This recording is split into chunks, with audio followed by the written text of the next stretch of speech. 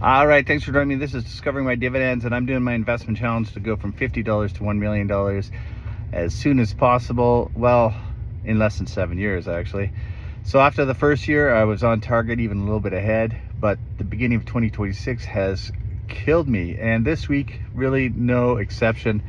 Although the last couple days, there has been some hope. But the turnover that I'm wanting from my stocks is something I need to have fairly quickly, rapidly, to get to compounding to reach the $1 million in less than 7 years. And this time I've only had 2 sales and I made 2 buys.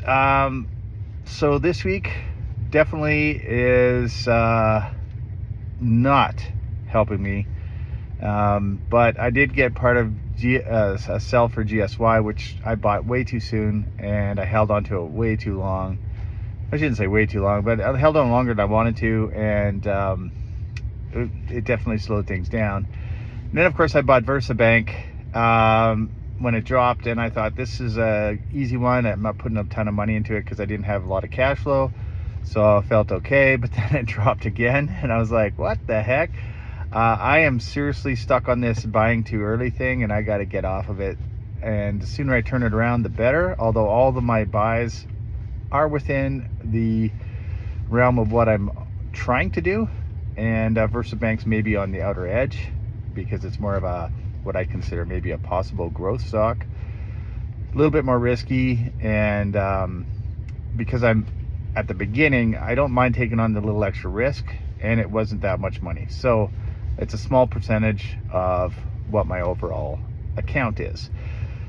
With that being said, now that I have a little bit more cash flow, I've got roughly 25% of my cash, 22% I think, cash flow for starting next week, which I'm going to have to make some smarter choices, some wiser choices. And I think with everything that's going on with the war in Iran and the things that the United States is doing, is possibly going to cause oil prices to climb. It's going to shake the markets. There's going to be a lot of question marks. There's going to be a lot of stocks coming down, and opportunity is going to be there, although it's always a mixed bag. So whenever things are going down in general, I tend to have stocks that go up, and when things are going up in general, I tend to have stocks that are going down. So I can honestly say my list of stocks don't always follow whatever rules happening at that time.